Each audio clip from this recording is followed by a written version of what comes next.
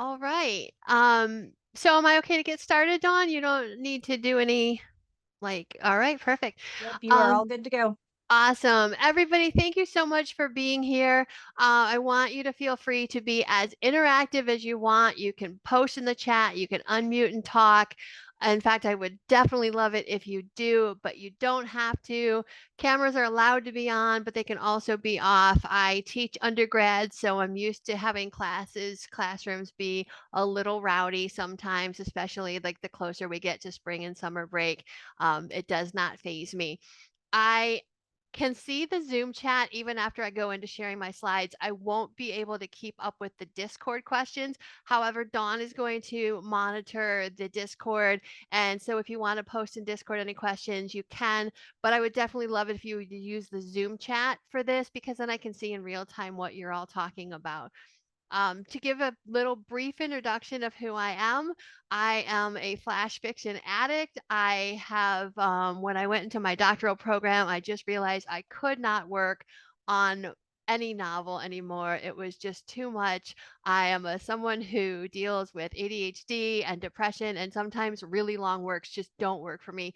Flash fiction works really well with me and my particular adventures in mental health. So this class is a class that I wrote after studying hundreds of flash fiction stories and looking at them for structure.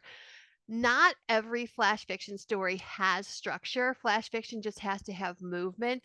It has to have lyrical language, or it can have lyrical language. It does not have to follow the roadmap. However, almost every story that I studied thanks, Jay. Adventures in Mental Health. It's a good book title. Yeah, I like to call it my mental health adventures as opposed to my mental health challenges because sometimes it just feels like adventures. So yeah, not every flash fiction story has to have a structure, but if you follow the structure of a flash fiction story, you're going to end up having a great story no matter what. And if you're worried about using structure, making your story sound too much like everyone else's story, I have to disabuse you of that notion because I have taught this class to so many different places. I've gone into schools to teach classes like this, and every single person's story is wildly different, even though they're following the same basic structure. Sometimes, even when I give them all like certain words that they have to use in their stories to make things interesting, which I'm not doing to you tonight, the stories still end up wildly different. So, don't be afraid to use structure, and I'm going to talk to you about all of that. Um, Before we get started on generative writing, I do want to say one thing is sometimes you go into a generative writing workshop and the instructor says go, and it feels like every single other person in the world is writing the world's most brilliant story, and you're just staring at your paper saying, "What are words? I don't know how to write a single thing anymore." That happens. I'm going to guide us through some brainstorming, so hopefully it won't happen to you.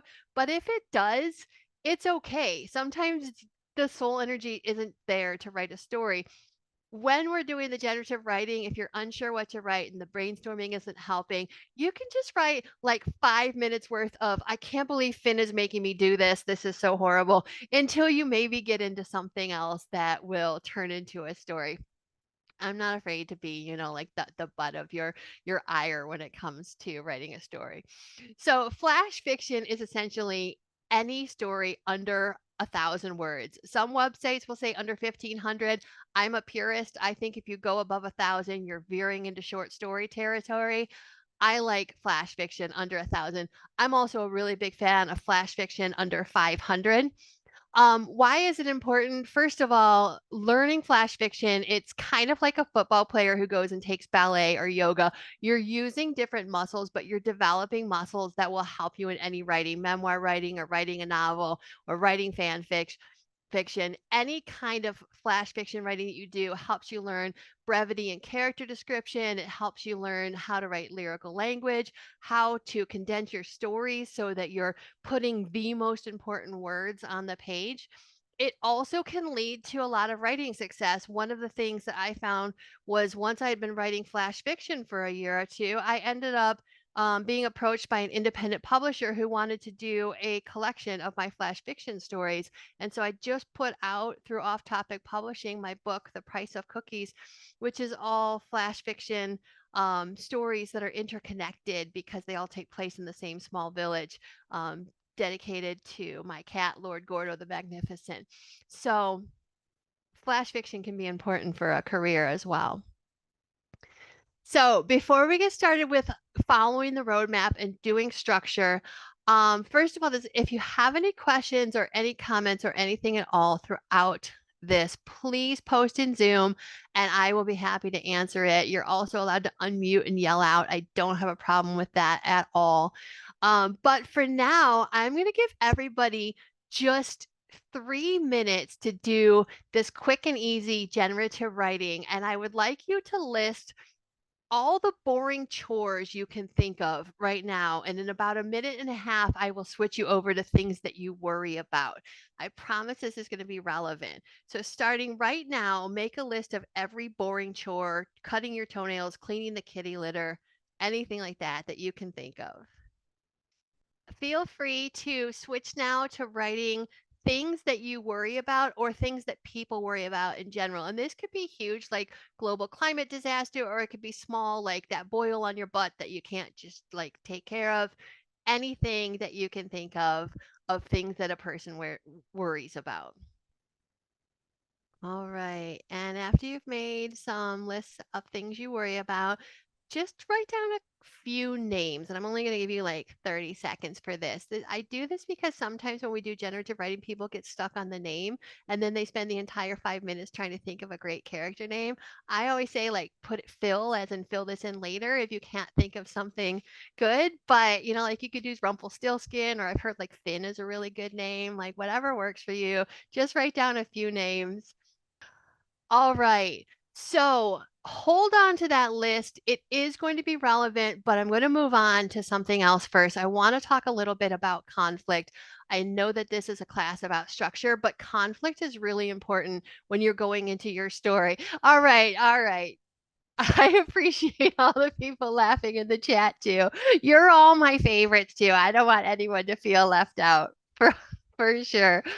Um, so what is conflict? Conflict is essentially anything where a character wants something and can't get it. That could be as simple as two people having a conversation and they're coming at it from different angles. It could, oh, and Jay, I'm so sorry to hear about your tooth extraction, and I appreciate you being here, even though you're probably still in pain. So thank you. Conflict comes from people either disagreeing or people wanting something and not getting it. It can come from the environment, they're struggling with something. Conflict can come from our inner emotions. If you have a character that's dealing with something external, and I'm not going to go hugely into internal, external motivation in this class because that could be another like 4-hour workshop on itself. But I like you to think about the fact that there's going to be something probably happening to your character. Maybe they're shopping for hummus because they're going to a lesbian potluck, or maybe they're going to get shoelaces, or they're applying for a job and they have an interview or something like that. There's going to probably be some kind of external conflict happening. The store is out of hummus, or the job interview is going really well or really badly, but they're also going to have internal conflicts. Like maybe they just really didn't want to go to this potluck because their ex-girlfriend's going to be there, or maybe they don't want this job, but they have to have it because if they don't get it, they're going to lose their house. So people in stories usually have multiple layers of conflict, the outside conflict and the inside conflict. That's really important because we as humans, I might not have the same experience that your character has of shopping for hummus for the lesbian potluck, but feeling guilty that they don't have the hummus and then everyone's going to be mad at me. I've had that experience of everyone's going to hate me for some reason that ultimately ends up not happening, but it's relatable, right? So anytime you can put emotion into your story that anyone can relate to, you're going to get your reader is going to be excited. So I have a couple of things here before we get like fully into the structure that I wanted to share with you. This is just about the first paragraph of a story. So I want you to think about when you go into writing your stories that you want to set the tone, you want to introduce at least the main character, and you want to give a hint of the conflict. So please feel free to put in the chat what you think the conflict is in this. This is a paragraph from a story called The Open Book. Thunder crashed as Dr. Kirk Barnfield crossed the threshold of what looked, from the outside at least, like a dilapidated shack at the end of an alley. Inside, the small pub overflowed with a host of patrons drinking at the long, low bar. People, creatures, beings all stared as the professor entered the pub. Eyes tracked him as he moved toward a table. A fire roared in the hearth, casting shadows into the dark corners. So the map had been right. Is there a hint of conflict in this paragraph, which would be, I guess, a way to hint at where the story might be going or what the main character is going to face in the rest of the story? Yeah, definitely. He's in a place he's not supposed to be. The doctor is out of place. Yeah, a different look or a different background. He feels like other. We don't know for sure, but they are all staring at him. The people in the pub seem to know him, or they're curious about him, or they might be dangerous, or they might not be. He might just feel like they are. He's also looking for something. He's got a map, right? So the map has directed him to this pub. So we know that there's something else happening.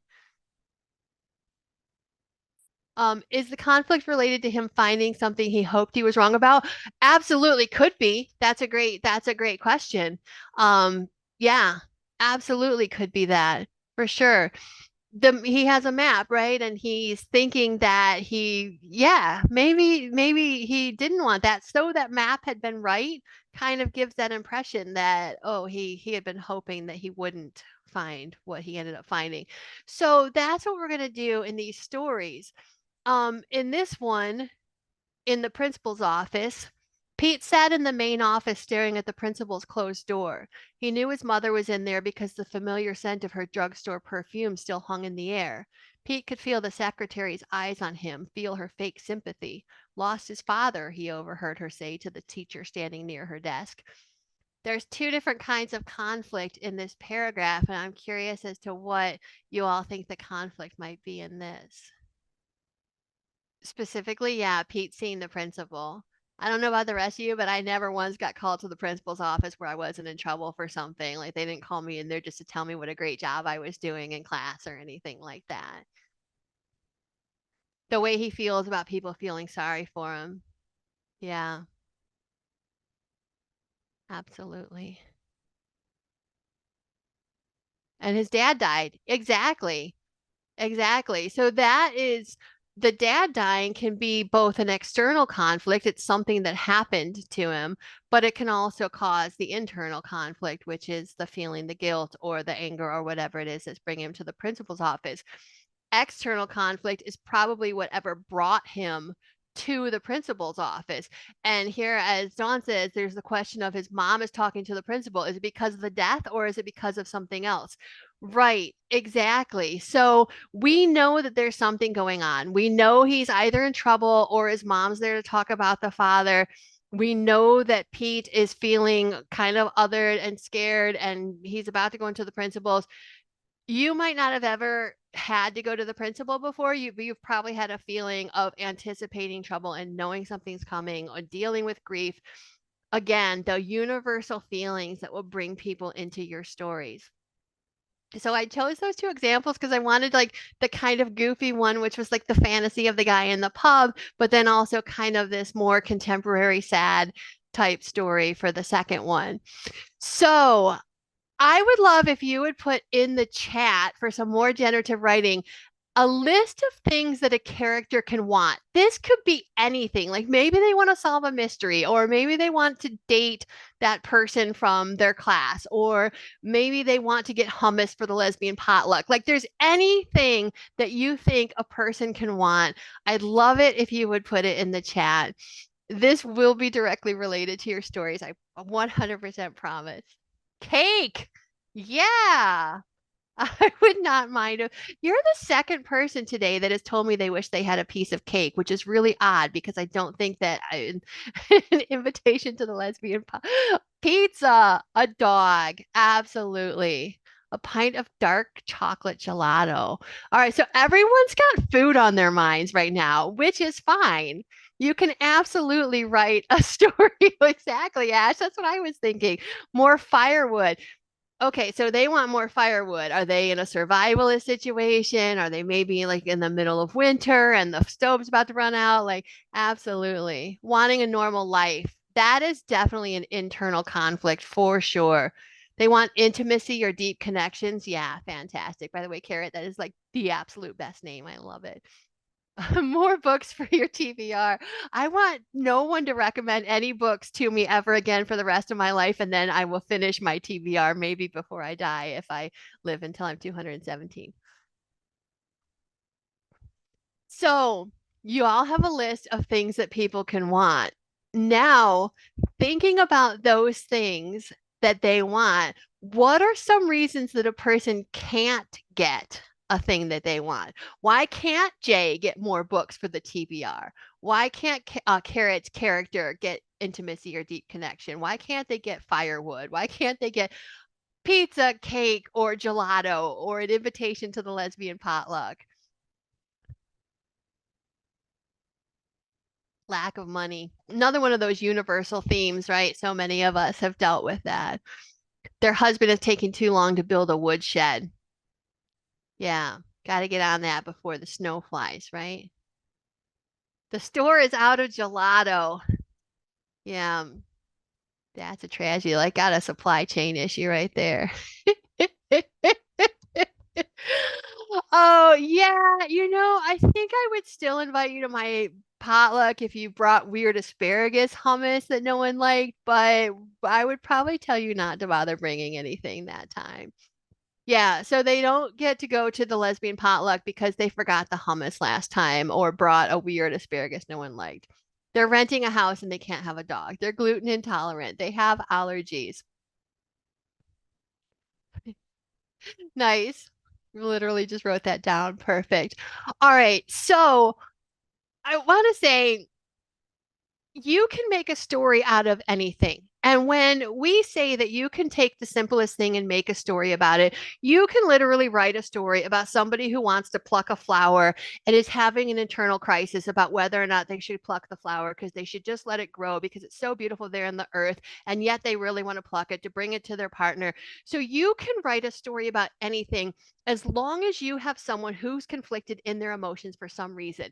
So, using Stephanie's example, Stephanie's character really wants an invitation to the lesbian potluck. However, the last time Stephanie's character went to the potluck, they brought this weird asparagus hummus and then everyone's pee smelled funny because asparagus does that to people, right? And so they're not going to get invited to the potluck this time. How do you build on that? Well, maybe they brought that asparagus hummus, people got sick, now they're not invited. However, the person that they really, really, really want to get close to is at this potluck and they said, "Oh, I can't wait to see you here." And they just really want to go because they want to prove that for once in their life they can do something right.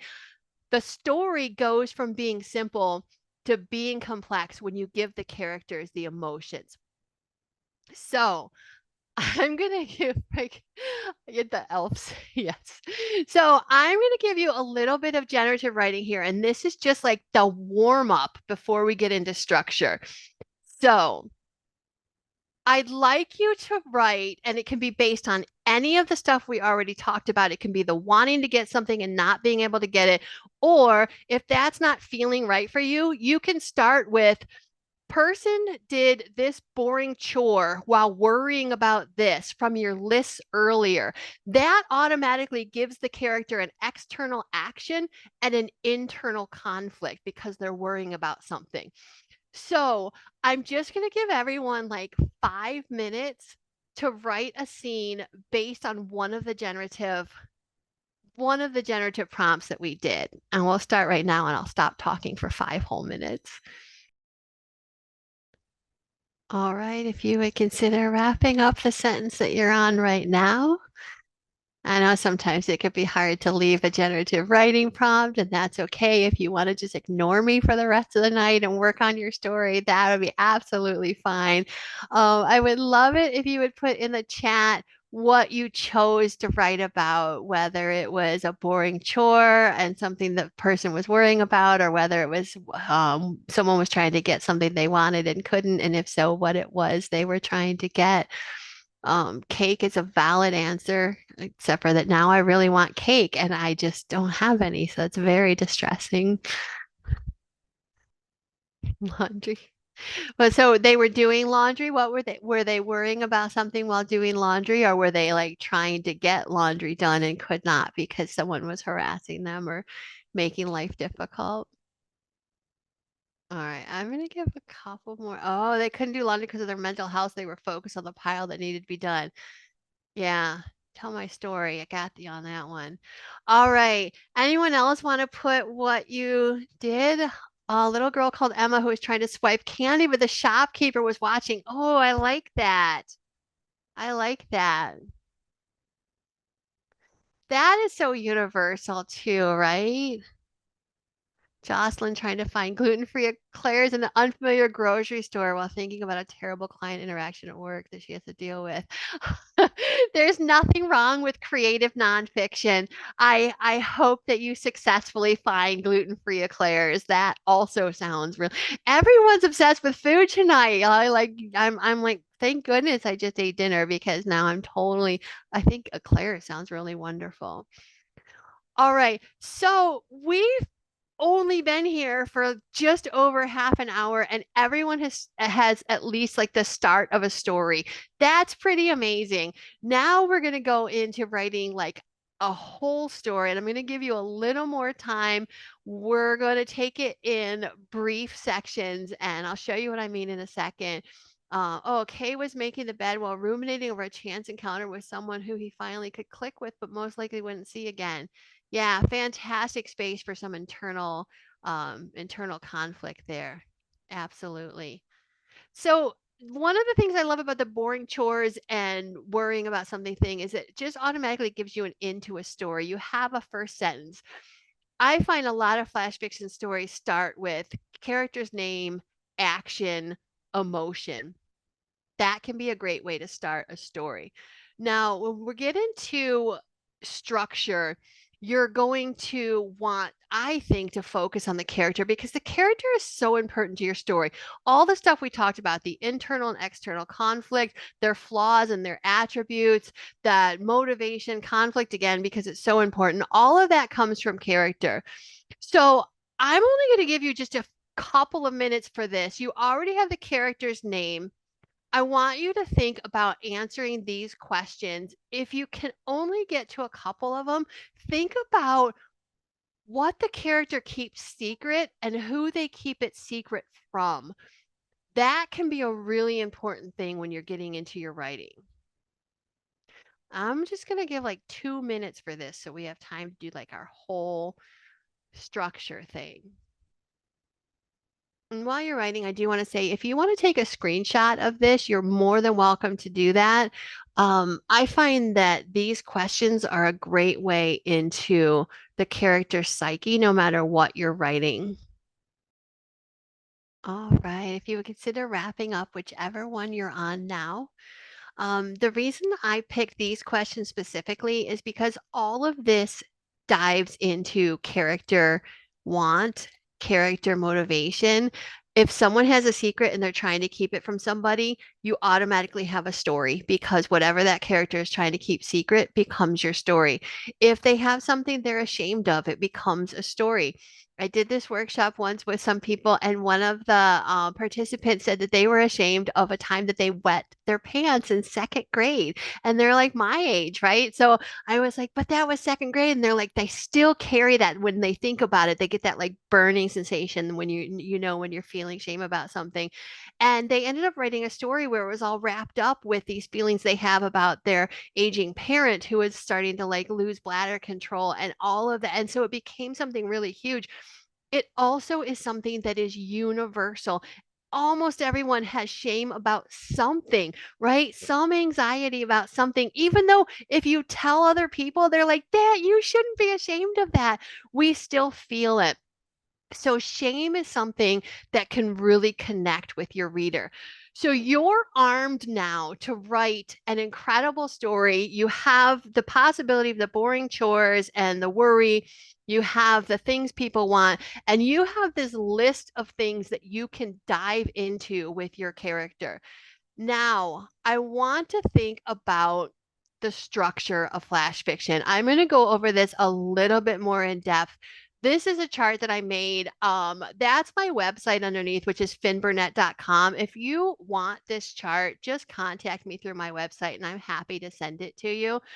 I should just post it on my website for as much as I like corner people at parties to talk about structure. But essentially, a flash fiction story. In your first scene, you're going to introduce your main character, establish the setting and the tone, and hint at conflict. We saw examples of that. Then you're going to develop the conflict more thoroughly. You're going to create relationships between the characters, good and bad.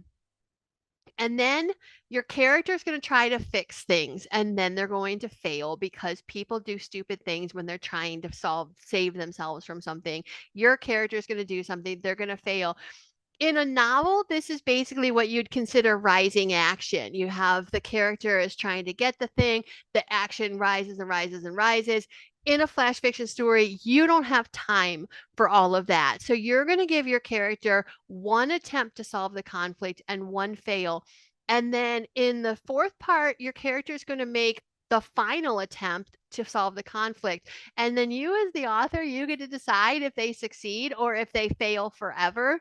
I like to have my characters often fail forever because I just really am a mean person, but you get to decide. And then the last scene is just that final nod. Sometimes it's an action, sometimes it's just like coming back full circle from something that you put in the beginning. Either way, it's one of those things that you just kind of let the reader know it's done. I'm going to show you this with examples. So this is the structure. Well, hang on. I'm just going to go bit by bit. So in the first 2 to 3 sentences, you introduce your character, you give the reader a hint of what's to come, and then you introduce the conflict. This is the paragraph we saw earlier, which is Pete sits in the main office staring at the principal's closed door. His mother's in there. He can smell her Estee Lauder, the brown stuff in a bottle his dad bought her every year for Christmas until this one.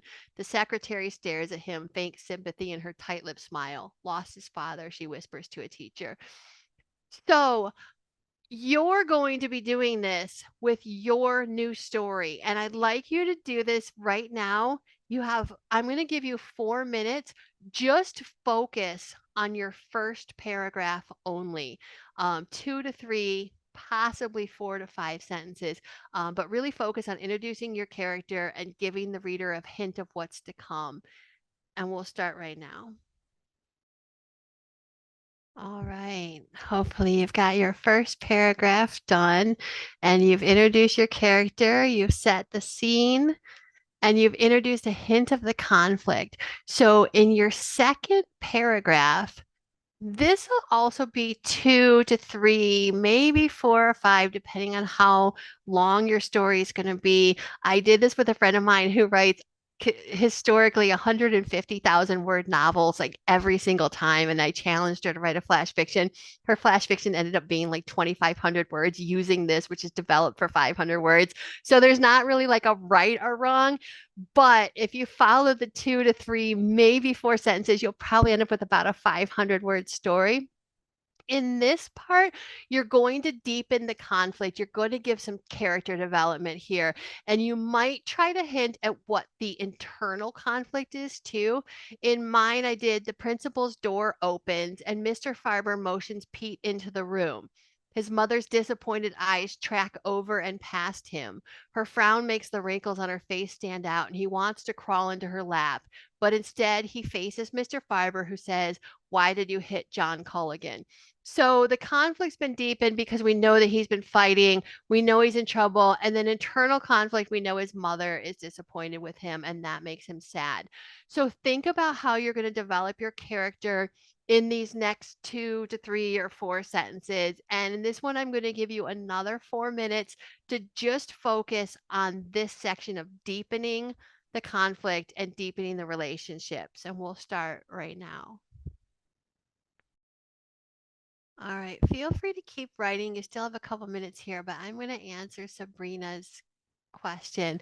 And you're absolutely right. It might be the time of night. Like it's late for me and it's 8 p.m. So I'm sure for people outside of Pacific, it feels really, really late. Um, so the previous prompt was just kind of introducing the characters. In fact, let me go back here. And then giving the reader a hint of what's to come. So in this case, we know that Pete is outside the principal. We know his mom's in there, and we know that he's lost his father. So that was just kind of a hint of where the story might go. By the time you get to the second paragraph, you're making the trouble a little more in depth. So in this case, like he gets called into the principal, we find out he's been fighting, and we introduce the relationship with the mother, which shows that she's not happy with him. So if you even if you started with say something like your character is on a space station and they've just heard a rumor that there's a bomb on the station in the first paragraph, the second paragraph might be deepening that conflict by finding out that the person they're in love with is on the station and wasn't supposed to be there, and now the depth is even higher because now this person's going to be killed if they don't save the space station. Does that make sense?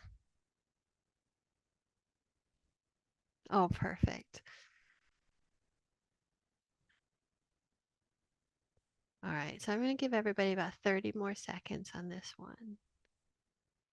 That was a great question, by the way. This is a lot. The structure can seem a lot. I've read so many stories to get this structure over the years, so it can seem a little overwhelming when you first started.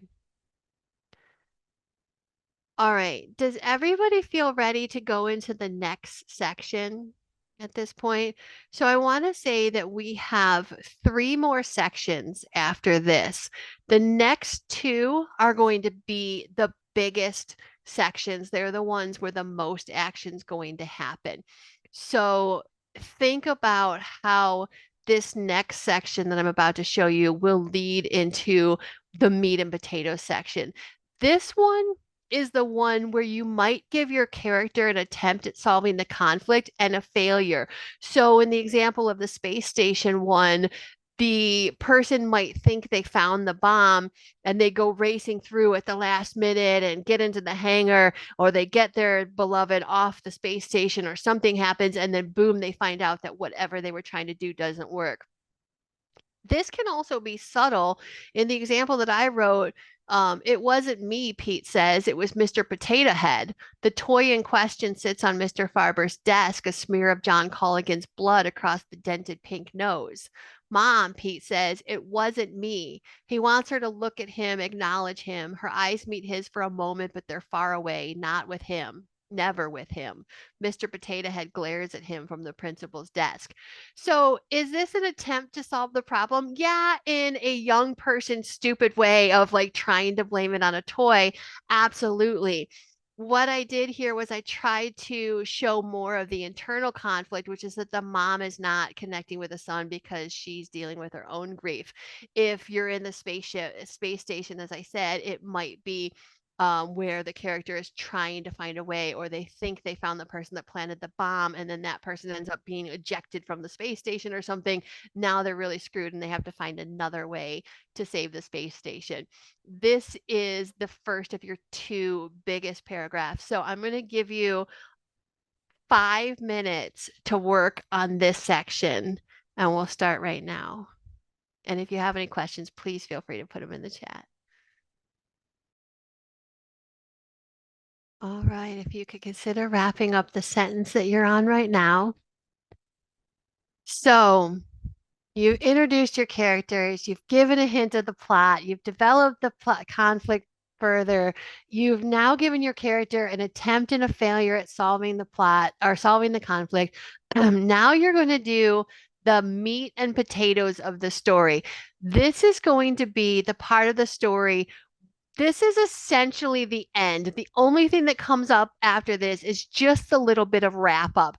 Now, I know that I have 7 sentences in this section. I originally say put 4 to 5. Again, this is your story. You might need a little more time, but this is the place where you, the author, you get to decide if the character is going to get a happy ending, therefore the obstacle is overcome, or the thing that they want they get, or the person they're trying to resolve the conflict in, it's resolved.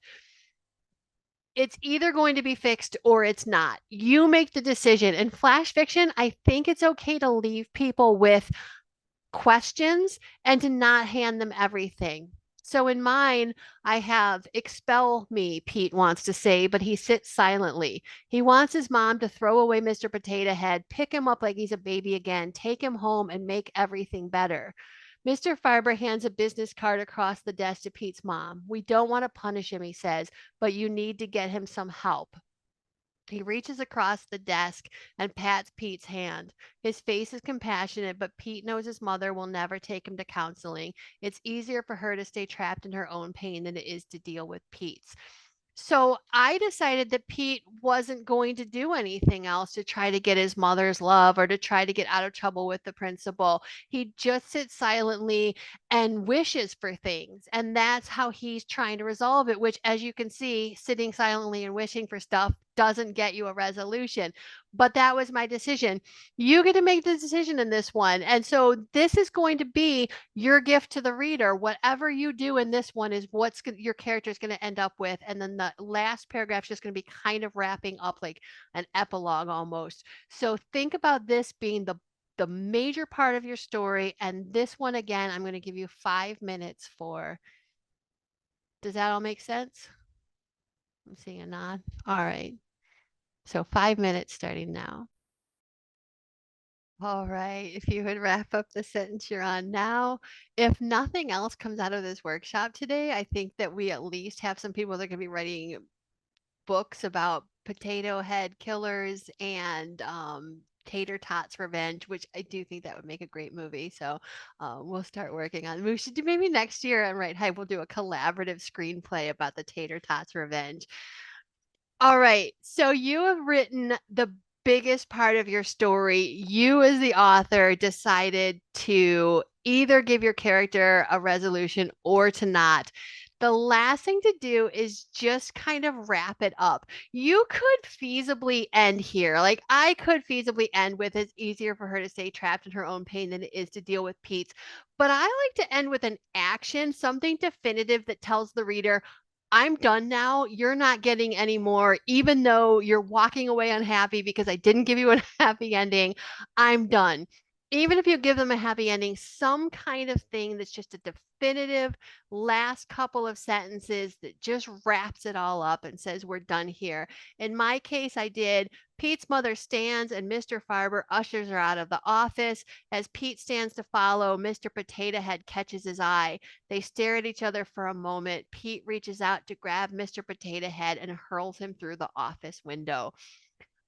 I know he's definitely a troubled child, but the reader knows it's done, right? Even though there's more questions, clearly Pete's going to get in trouble. Throwing Mr. Potato Head through an office window is a definitive Potato Head Pete, exactly. A definitive ending. You're not going anywhere else with this. So I'd like you to think about wrapping up your story in some way that says to the reader, I'm not giving you any more regardless of how you feel about this. And since it's only 2 to 3 sentences, maybe 4, I'm going to give you like 3 minutes for this one, starting right now.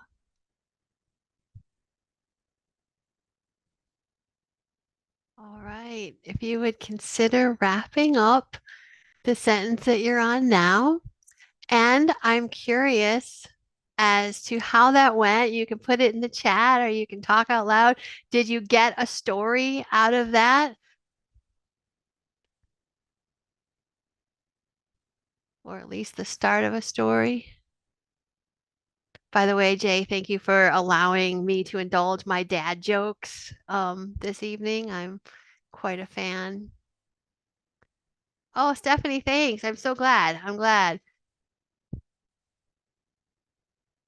Understood. Yeah, sometimes I mean that's a lot to develop in 5 minutes, right? So sometimes it takes a little while.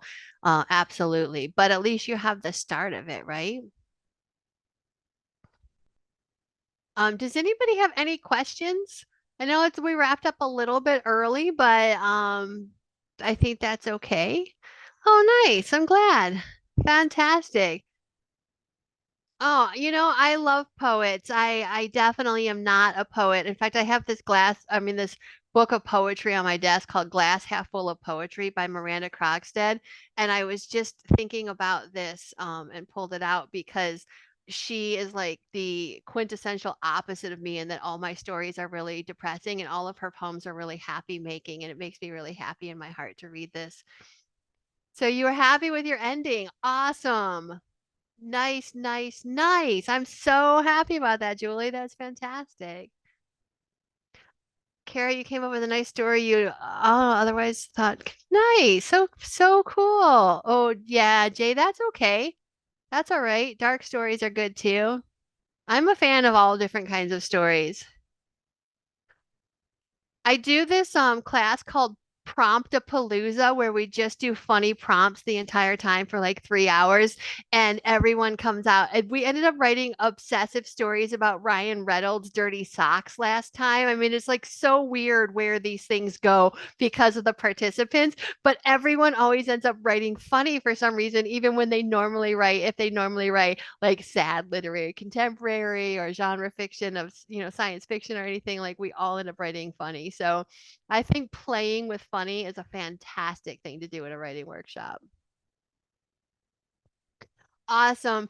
Thank you all so much for being here. If you have any questions afterward, please feel free to put it in the Discord. Or if you need anything from me, you can contact me through my website, which is finnburnett.com. Thank you, WriteHive, for allowing me to be here again this year. I really appreciate it. And thank you, Dawn, for turning on the Zoom and also participating with the stories. You're welcome. I'm going to post a thing in the chat real quick here, but I will also post it on the Discord. It's just basically the where you can find Finn's works in the bookshop.org list. And then there's the Discord where we can talk more. Awesome. Thank you so much. Thanks, everyone.